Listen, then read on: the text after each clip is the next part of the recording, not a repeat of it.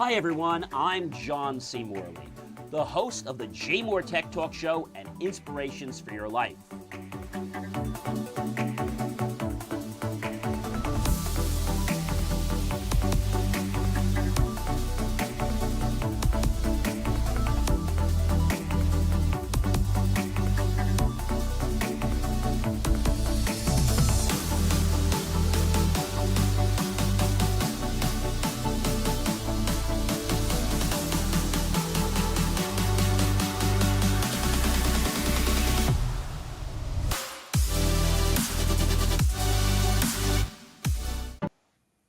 Well, hey guys, welcome to the JMOR Tech Talk Show. It's always great to be with you here on the show.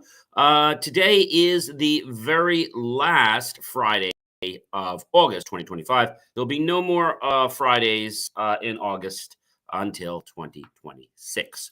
So, as everyone's gearing up for the long, relaxing Labor Day weekend, hopefully, everyone is enjoying and hopefully resting a little bit. It's great to have you here on the JMOR Tech Talk Show. We have a really great show with you. We're actually on a brand new streaming platform, OneStream Live. Hopefully, this will be working a lot better than the one we've been using. So, really, really grateful everybody for coming. And I just want to welcome everyone. If this is your very first time coming to the show, again, welcome. If you've come back many times, well, welcome back. Thanks so much for coming back. Really do appreciate that more than you know. Of course, if you didn't know, you can always catch the JMOR Tech Talk Show, as well as all of our other great shows by visiting believemeachieve.com. All right, guys. If you're thirsty, I got my RO water here. If you're thirsty, feel free to go get yourself some water, maybe a cookie, maybe a snack, maybe some fruit, whatever you like. Feel free to do that. All right, guys. So again, a very big welcome to everyone. Welcome to the JMOR Tech Talk Show, your go-to source for everything happening at the crossroads of technology, innovation, for everything you need in every day of your life. Each week, I uncover the stories that matter most, from breakthroughs to pressing AI issues of privacy, health, and digital rights, and so much more, guys. So, again, it is great to be with you here. And technology is always moving, right? It's moving very fast. But here you're always going to get the insight, clarity, and of course, the big picture perspective. And I think that's a very important thing that you need to know so you can stay ahead, be safe, be protected. Oh, who am I? I'm John C. Morley, serial entrepreneur, video producer, graduate student, engineer, marketing specialist, and a lot more, plus a passionate lifelong learner. And it is my privilege and pleasure to be here as your host and also your coach. So thank you so much for tuning in once again to the JMOR Tech Talk Show. You can catch this show every single Friday. We added a new feature, by the way. If you guys are trying to find us online, well, you can now find us very easily by going to the JMOR.com website. And once you do that, you can actually go to social and then go to the JMOR basically Tech Talk Show live page. And you can watch us live right from the site, which is really, really cool. I know you guys will definitely enjoy that. So if you can't reach into YouTube or other places, I know some of you are seeing us on cable TV, which we're really grateful for our providers that have chosen to air our content. We're really very grateful for that. And so, I think the most important thing is, what matters, right? And a lot of the breakthroughs in AI, like we talked about, right? And about, what do you need to know in your life to stay safe, to stay secure? Because things are moving at lightning speeds. And hopefully I give you the clarity so that you can get that big picture, again, perspective that you need to stay ahead of the curve. And I think that's the most important thing. Technology is always evolving day in and day out. All right. So I try to break it down for you and give you, the things that you want to know. I'm very passionate about tech. and also about learn.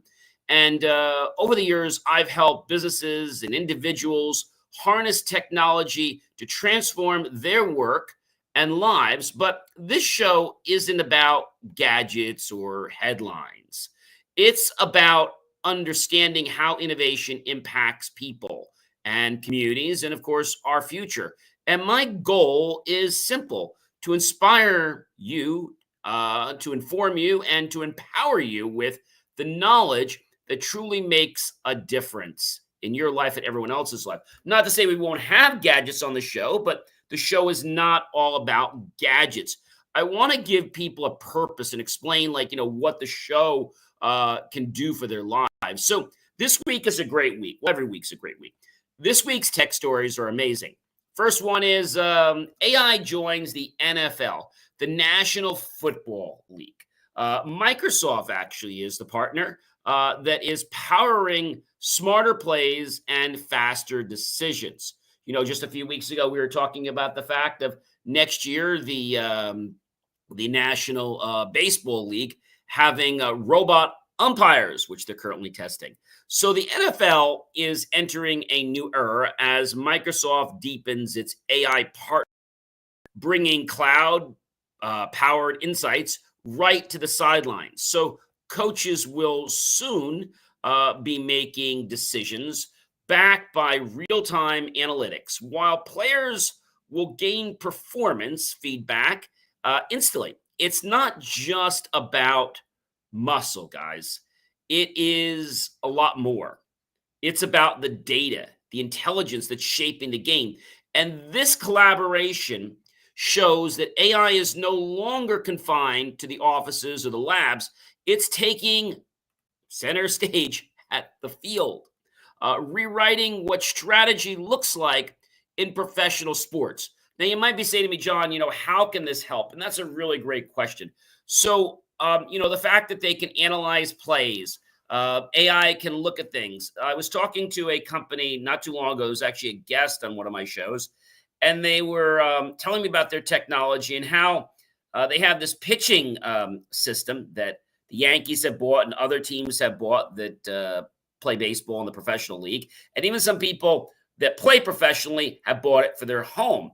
And so what it does is it allows you to basically kind of get the, let's say, the cheat code on how to pitch someone. You can pitch like someone. And so by getting that, you can now have that practice that you don't get a chance to be in front of. So it uses AI, and it can keep growing and changing as the models change. But the way they have it now is you pick the pitcher that you want to have pitch you, and you get your batters up, and you hit. And the system will not only allow you to do that, but will actually analyze how well you hit. It'll give you guidance on what you can do. So that's just one thing. So AI in sports is helping with a lots of things, like we talked about sports recruitment. It's talking to us now about safety in sports. It's talking about the calls, because we're saying that sometimes humans make a mistake when they make the calls. I think it's a good idea that they're doing these things, but I think it should not remove the human from the loop. And that is the problem that I see with a lot of this technology. I don't care whether you're in baseball, whether you're in football, whether you're in soccer. We heard for the football season with, the Super Bowl, where they had, the 360 vision, and they were able to get some more analytics. And this is just scratching the surface, folks. We're going to get a lot more data on the player, things like how likely he is or she is to get injured, and a lot more stuff. So this data is very valuable, and data is not good and data is not bad. Just like computers are not good, they're not bad. But I will tell you something. It's how you choose to use this data that actually makes it viable in your life. And I think that's something that a lot of people don't realize, is that if we use data for the right reasons, okay, and we use it to help people, then guess what? We've used data to move our society forward. There's some people that use data and, well, they destroy data, right? That's a very that's a very, very big problem. Our second story is another great one. The Microsoft headquarter protest. I'm not sure if you heard about this. Well, 18 people were recently arrested over the Israel ties. And it was at Microsoft's Redmond campus. The tension boiled over as protesters, including employees, set up a liberated zone, is what they quote unquote, liberated zone. And that's pretty cool. Demanding an end to contracts with Israel. And the police eventually cleared the camp, arresting, as I said, 18 people. But the bigger story is the growing pressure on tech giants to align their focus, their business, their missions with ethical responsibility, technology, and you have to realize whether we're talking about computers, whether we're talking about AI, all this tech doesn't exist in a vacuum. And this protest is a stark reminder to all of us that how companies use their tools and who they work with has global consequences. And that can actually shape geopolitical influences, right? And so I think a lot of times when we think about, what Microsoft's doing and some of things like this, Microsoft's a company just like Google and Amazon and many other publicly traded companies.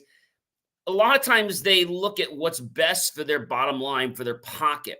But I've always been under the premonition that if you do that and you don't care about other people, even though you might make more money in the long run, you're actually going to burn yourself and other people, and they're not going to want to work with you. And I think that's a really important thing. I was talking to a client just the other day, and they're saying, John, I really don't like that person.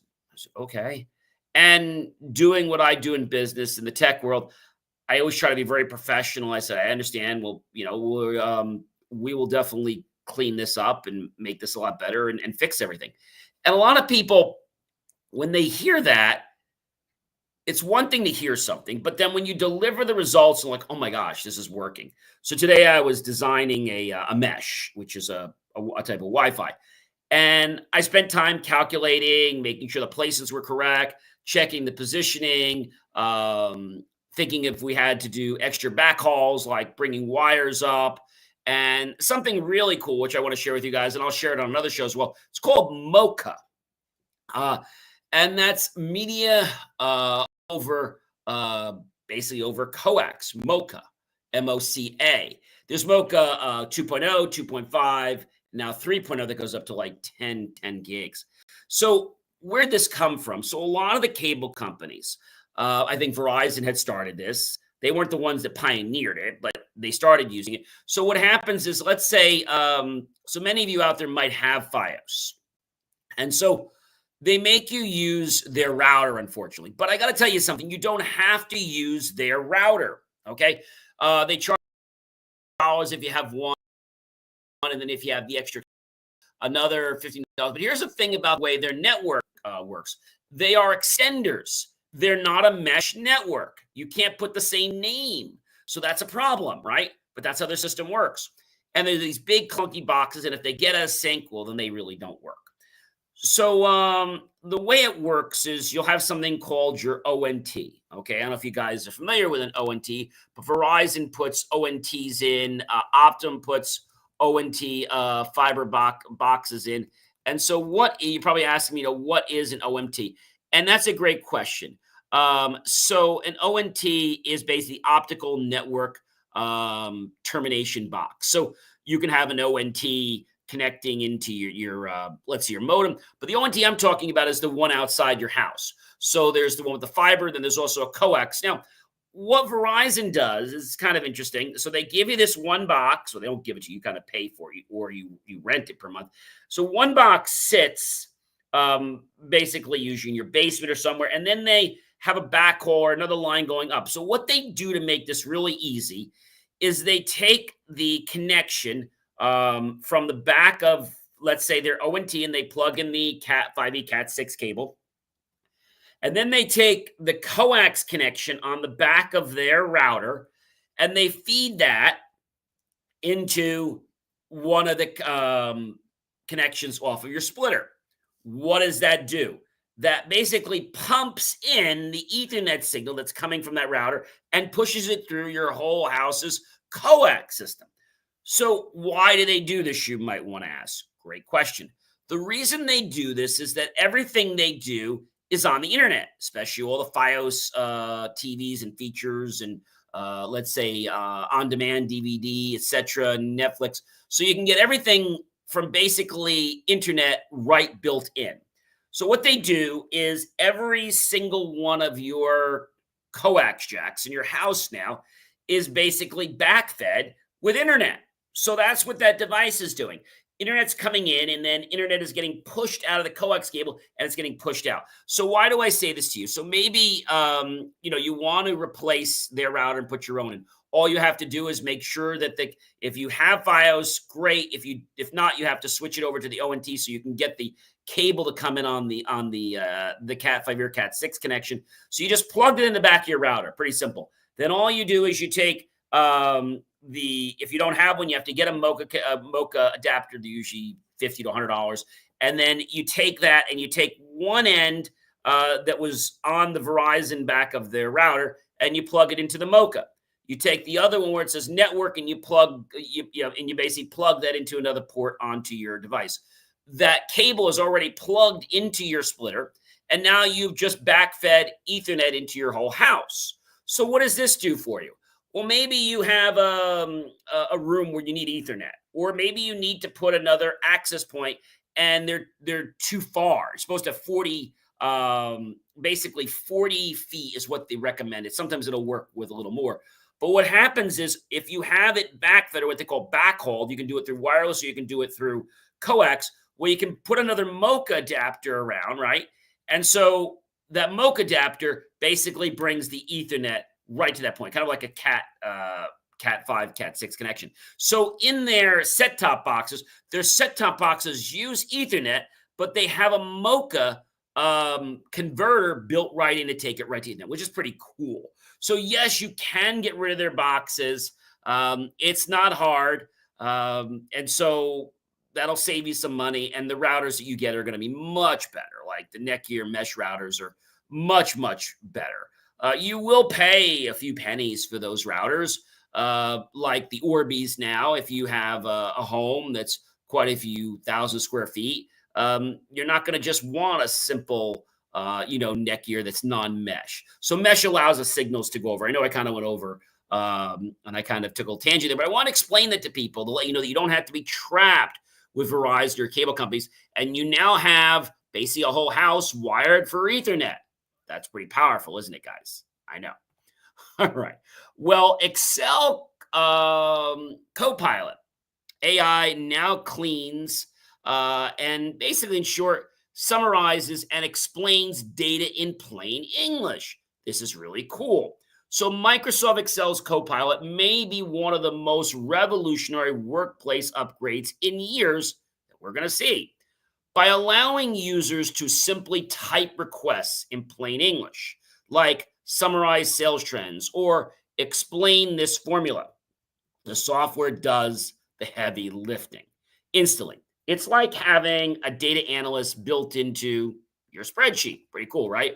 So this move democratizes data and makes you not trapped by it. So basically taking the complex analysis process and making it accessible to anyone, even if you don't have Excel skills. Not just the experts that can do it, right?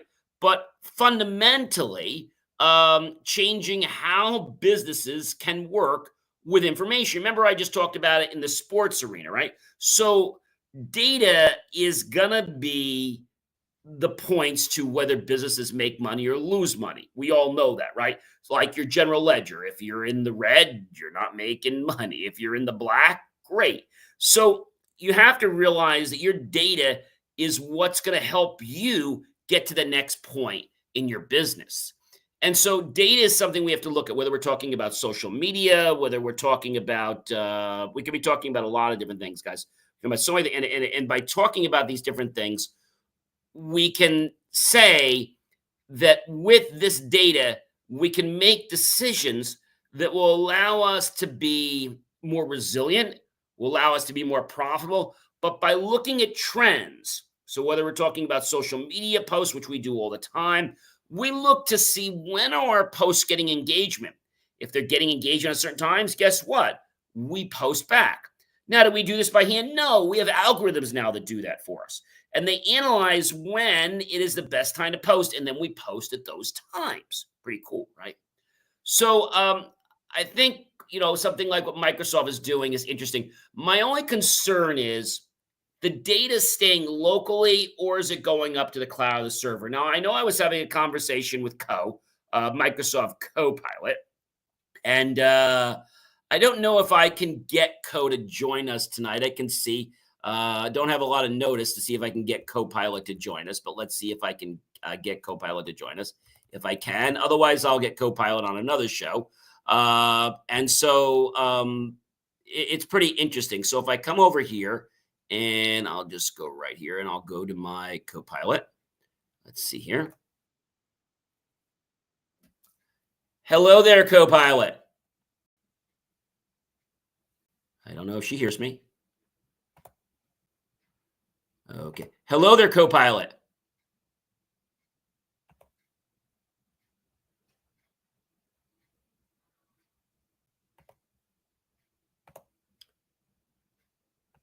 She might be sleeping.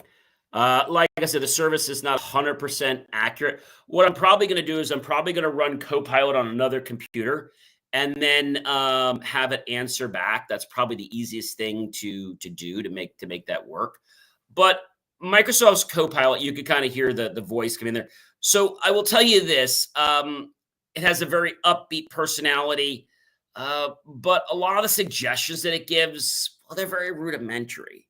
There's nothing AI about it. I mean, it's kind of cool to talk to, I call her Co for short.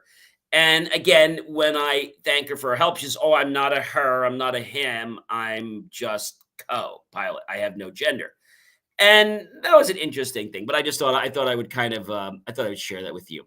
So I don't know if you guys know about traveling. I have Clear when I go to the airport. So now they've made it a little bit easier, but still the Clear system is not as quick as it used to be. I guess they're getting more people on board. Now they've changed the process. They've upgraded their terminals. Why? They almost got sued, or I think they did. And so they were upgrading things so that they would be less likely to have any kind of vulnerabilities in them, sharing data, etc. So I remember going there last time, and I got to tell you, I waited a long time. And I said to them, if I pay all this money to go through a system, I want to go through it quickly. Like, it should be quicker than being online, right? I mean, I would think that's what it's about. And I think that's a big problem when you pay this money and you have to wait. So check this out, guys. Seattle's new AI e-gates passing the Transportation Security Administration in 3 to 6 seconds with, catch this, facial recognition. Now imagine this: clearing security at the airport, or maybe at a ball game, or maybe a concert, in seconds. That's right. There's no fumbling for your IDs or tickets that you lost, somewhere or left home. That's the promise of Seattle Tacoma's new airport AI-powered e-gates, which use facial recognition to speed travelers through checkpoints in as little as, they claim, 3 seconds. So it rolled out ahead of the 2026 FIFA World Cup pilot program, and it could revolutionize air travel nationwide. But wait, everyone. While efficiency improves, critics are warning about the privacy trade-offs, I would be too, of handing over biometric data freely, sparking ongoing debates about convenience versus freedom. I always say, we have security or we have tyranny. And so a lot of times people want to do things because it's convenient. If we do things that are convenient and they don't necessarily help us, and they could potentially put us out for a risk, why do we want to do that? I'll give you a perfect example. Many of you will go to events and they'll ask you for your email to enter a contest. So I typically say, okay, Great. I will prepare a dummy email at my domain, something like trade show XY2 091525 at ourdomain.com. And what I typically do is I leave it up for that time. And then within a few months after, I kill that whole email address. Why do I do that? Because a lot of these people think that now they've got my email and that they own me. Well, I get a lot of other places that spam comes through. So we have some great systems that we've installed to mitigate this. And there was a time, guys, when I was getting a couple hundred spams a day. Now we're able to maybe get about one or two a week. And here's what they do. They go through, we use something called a system that verifies human viability. So they take the time to go through it as a live human being. They maybe have gotten my email in the very beginning on a paper that I published. I don't do that anymore. But in the very beginning, I had my email published many, many years ago. Never changed it. A lot of people figure out, this is the company, this is the guy's name. Let me try this and this. Probably goes through. They even have algorithms that do that for you. So now what I do, I get a lot from investment companies. I will go into our system and say, okay, now you don't want to respond to those emails. Like you don't want to say, hey, please remove me. Don't even bother talking to these people. Just go into your filters, add that. So I can either add that specific person or I just add the whole company's domain. And when I do that, I can add them either to a whitelist, which I'm definitely going to take them off of. I can add them to the ignore list, which means it's going to ignore all email. Or the third thing is I can send them to the blacklist filter. What the blacklist filter does is it takes their information and sends a message back saying, hey, just want to let you know you've been blocked from emailing this domain. Hopefully they'll get the message. The problem with that sometimes is if they have blocked you from responding, then you'll get a message saying that it can't respond back to that server or they use an invalid email address or some nonsense like that. So what I do is I create an email address and it's disposable, right? A lot of people do that with phone numbers through like Burner and different other companies like Text Talk. They buy a number and then they expire it, right? And so that's a good thing. But the problem with that is it means you can hide behind it. So if you're using a number and let's say you were doing something that wasn't ethical and then you just let that number burn in like, I don't know, 24 hours, 48 hours or something. But now they're requiring a little more validation to make sure that you're not a bad guy, that you're not doing money laundering, that you're not doing something like bad, right? Drugs, etc., right? Or anything else that could consider to be a criminal type thing. And so when we think about all this stuff out there, it's made it very easy for bad actors to get a hold of information and contact you. So getting back to this thing with the email. So what I do is I block them. You probably say, gee, I should probably unsubscribe. Don't even waste your time unsubscribing. Just block them, okay? And again, they have found my email by using some algorithm or some tricks by AI, and that's a bad use of AI, right? And so they would say something like, hey, I got one the other day. Hey, I was just following up with you, just wanting to see when you wanted to get some personal virtual assistants. I don't respond. These people craft these things, and this is something you should not do. This is something that will get your reputation. And with me and so many other people, it'll put you from here and just drop you down to like the bottom of my shoes. Because anybody that's going to crawl like that, I know a couple times I've sent people courses that, hey, here's a course you should take, one of mine. It's free. Take it, and maybe it'll help you prevent breaking another bridge. And a lot of these people, they don't care. It's a numbers game for them, right? So that's an important thing. But I am concerned about this thing with the airport because if the data falls into the wrong hands, okay, you might say, John, what the heck does it matter if somebody gets my facial recognition? Plenty. So even though Microsoft and Apple say that they really don't save anything, I don't believe them. They say that they store everything on the device. I don't know if I believe them 100%. They've lied to us before. They could be telling the truth, and they may not. So if I use facial recognition on the phone, no big deal. If I use it on my laptop, fine. But whenever I use it with something else, like let's say I use it for financial, I make sure there's another authentication there to make sure that I'm able to, get in with that, not just one thing. And I think those are big things. People want the convenience, right? I don't know if you guys know the story, but do you know why? And this is probably a great question. Why is it? It's a great question. Why do we have only 4-digit pins for our for bank cards? Why? So 4-digit pins, they're a legacy standard originating from the first ATMs chosen for convenience, as they're easy for users to remember. While technology has advanced to support longer pins, the 4-digit standard balances security with convenience by offering enough combinations, 10,000 to deter casual guessing while remaining manageable for human memory.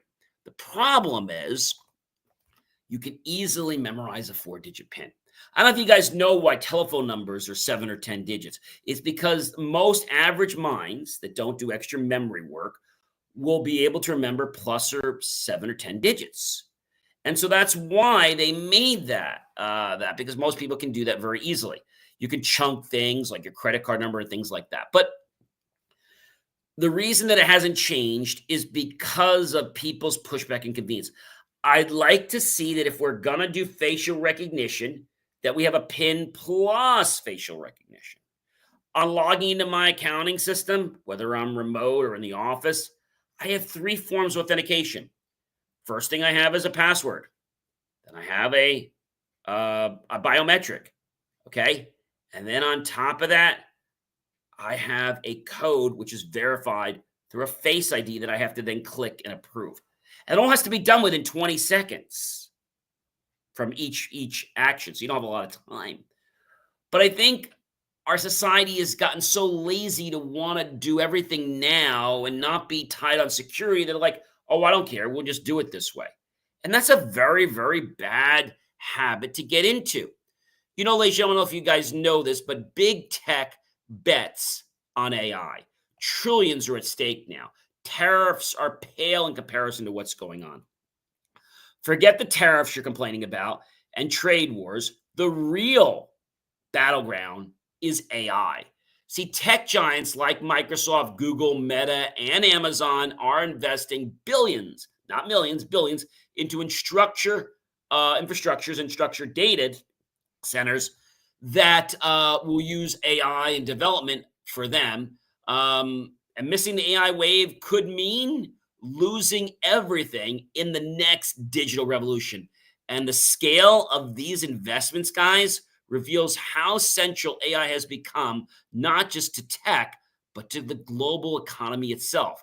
Whoever leads in AI will hold the keys to future innovation and the influence that comes with it. Now, here's something I want to share with you.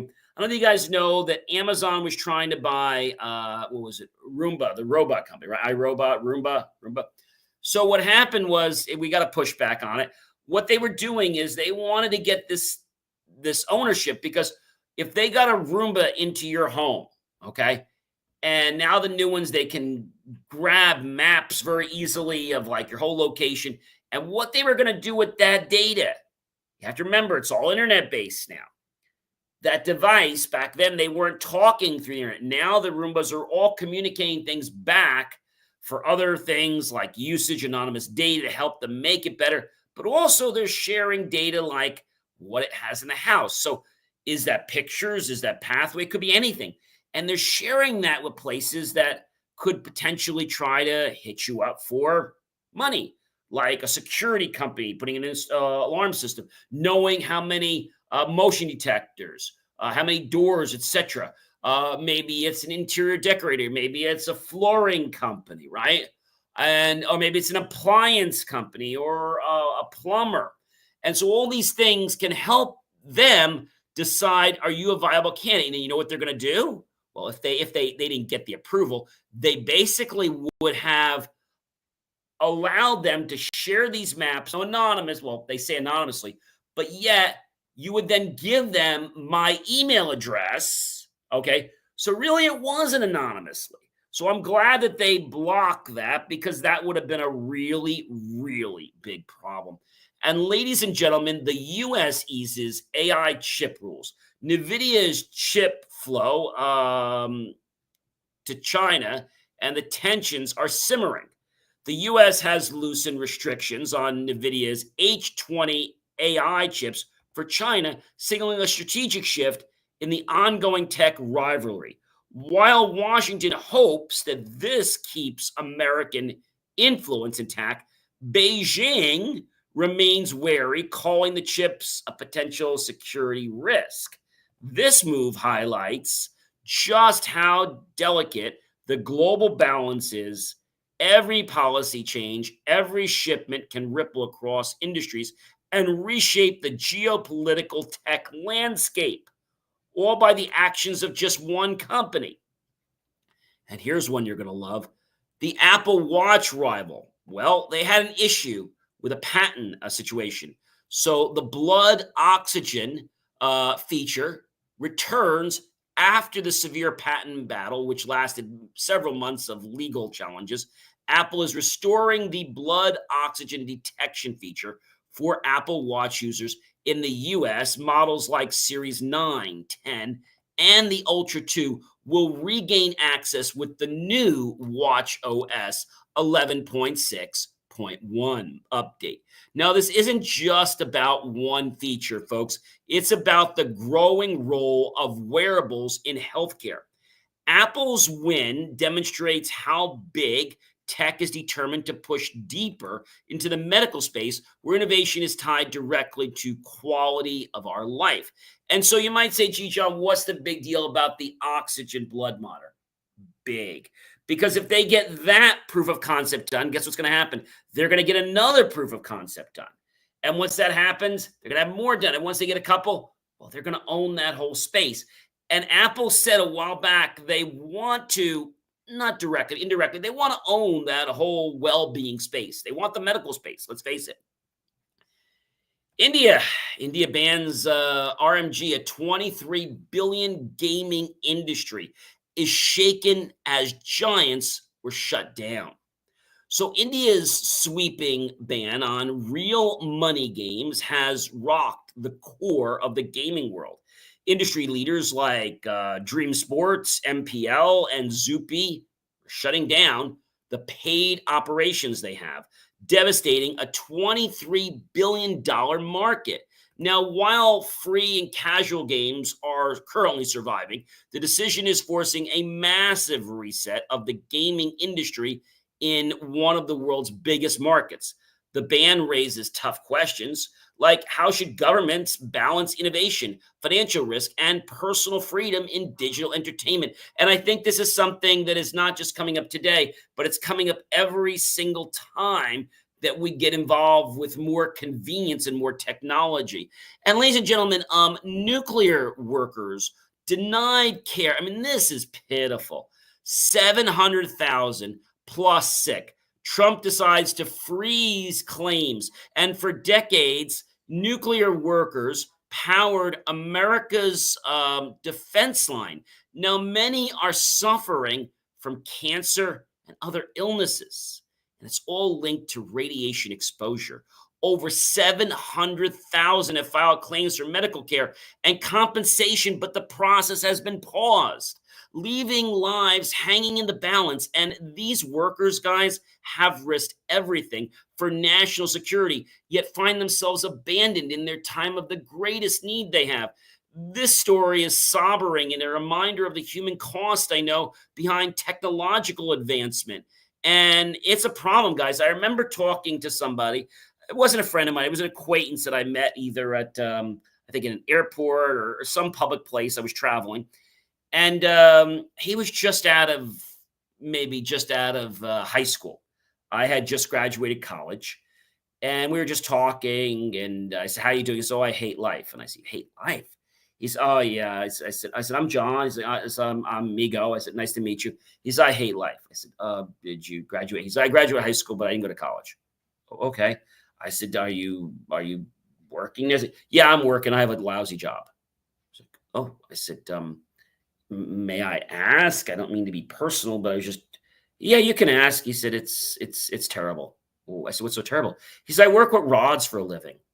You work with rods for a living? Yeah. What's that? Well, you see, I work at a company that uses rods. I still don't know what he's talking about. Anyway, these are nuclear rods, and they're used to sanitize, let's say, surgical type of disposables, needles, and other disposable type things, and non-disposable. So I said, so you wear gloves and you're working in a radiation room? He says, worse. He says, I move these things. Sometimes I don't even put gloves on. I said, but aren't there safeties like that around? He says, yeah, but John, the rods are always active. So you're kidding. Yeah, they're always active. And I have to go in and change the rods. So the system, then what happens, it pulls in, like we're in this whole fence thing. So everyone else is like safe, but he's like in the area that's like in the trenches. And I said, oh, that's terrible. He said, "Yeah." He says, got paid a lot of money, but unfortunately, I signed a contract, and I mean, I could quit, but the thing is, right now, I've already gotten a couple of kinds of cancer, and I said, it's terrible." He says, "I can't sue them. They give me more money because I may have 6 months to 2 years to live." And I said, "Oh my gosh." He said, "Yeah." He said, "You just can't sign things for money." I mean, and there was a guy that was just before him. And I said, "What happened to him?" He said, "He quit. Apparently, he was very aware of the situation. And as soon as he noticed kind of what was going on, he just quit." And I said, "That's terrible." He said, "Yeah." He says, "And he said, I can't have kids. I can't do anything." He said, "It's all because this is like damaged my body." I said, "That is terrible." He said, "Yeah, they paid me a lot of money, but what good is it?" And I said, "That's terrible that a company," and I'm not going to give you the name, but it was a big medical company. And this is how all medical companies do the sterilization. The thing is, when they sterilize this way, and then they get, let's say they leave for the warehouse, they are completely safe once they leave. The radiation leaves immediately. Like as soon as it's done, like within seconds, it's safe to touch them.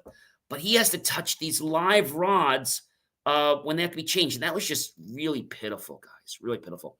And Nvidia CEO in Taipei, with the chip war, it's escalating with TSMC, Taiwan Semiconductor Manufacturing Corporation, and the U.S.-China talks, which are continuing on.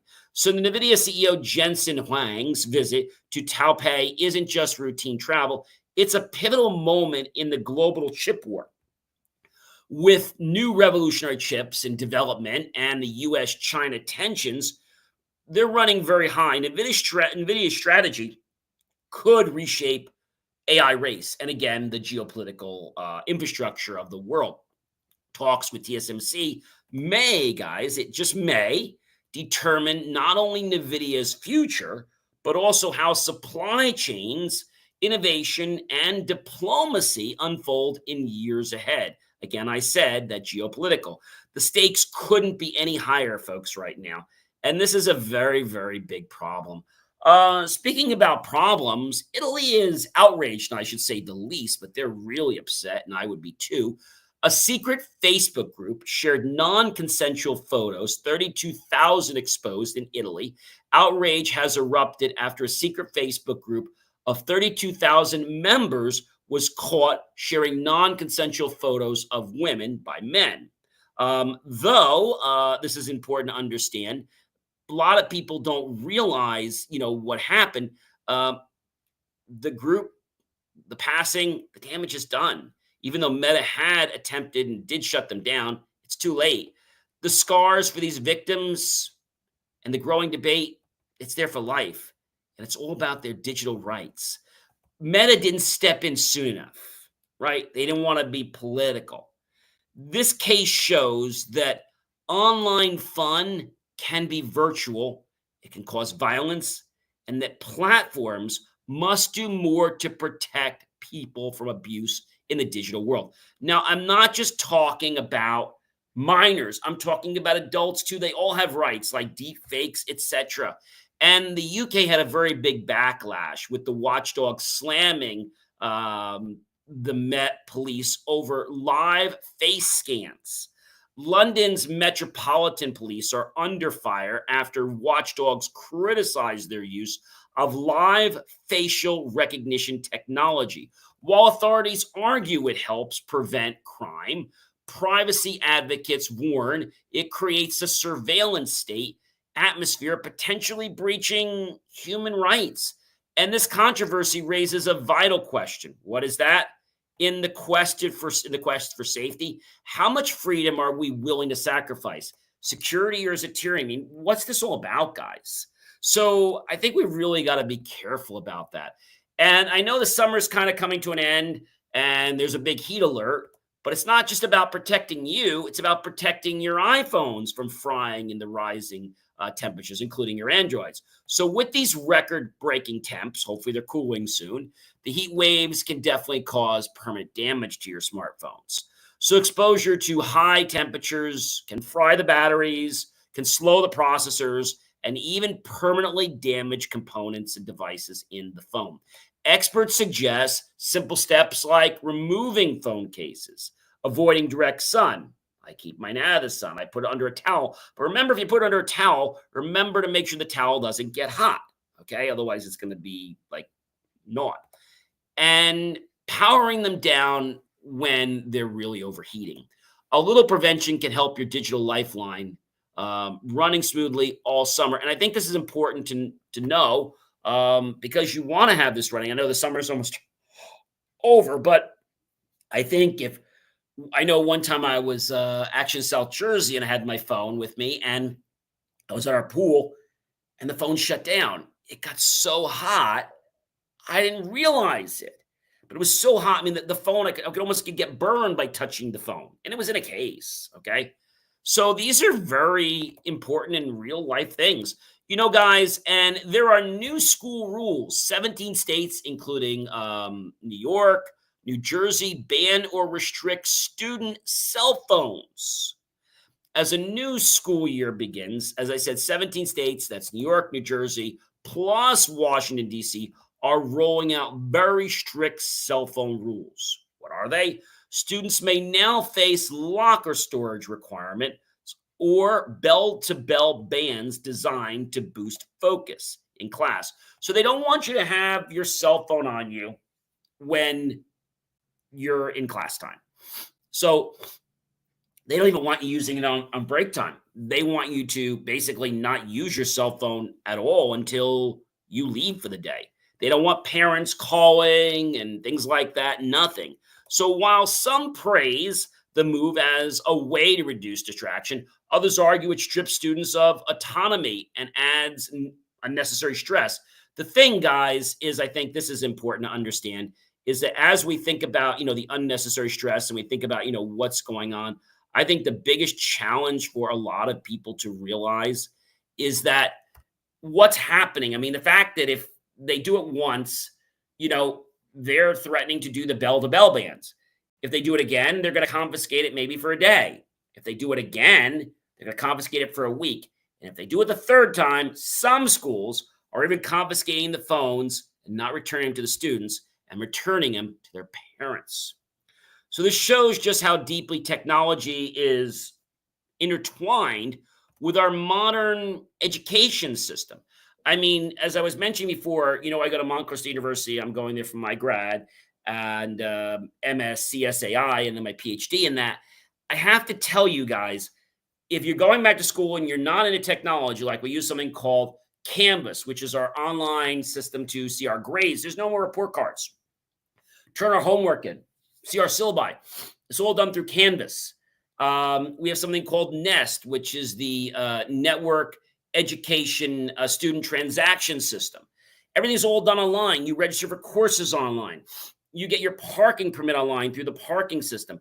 I was there, I think it was about a week ago, as my class had ended, a week or two ago when my class had ended. And I noticed they put these, crosswalks in. They got rid of all the crossing guards because students are usually crossing guards. So they had like the parking garages, they had like two at one end, one on one side of the street, one on the other side of the street. And then at this end, one on one side of the street, one on the other side of the street. And I noticed that for the longest time, you would just kind of hover your hand over and they would start flashing the caution for like, I don't know, maybe 15 seconds, enough time for you to get across the street, or 20 seconds. Well, now I went there and I noticed they did some planting. So I waved my hand over the one side and it didn't work. So I went to the other side, and I waved my hand, and it did work. So obviously they probably cut a wire. So it is powered by solar. There's all solar cells, okay? But the wire actually causes the system to connect and actually network with the other systems. So something got messed up there. Who knows? They might have even knocked out the power. Who knows, right?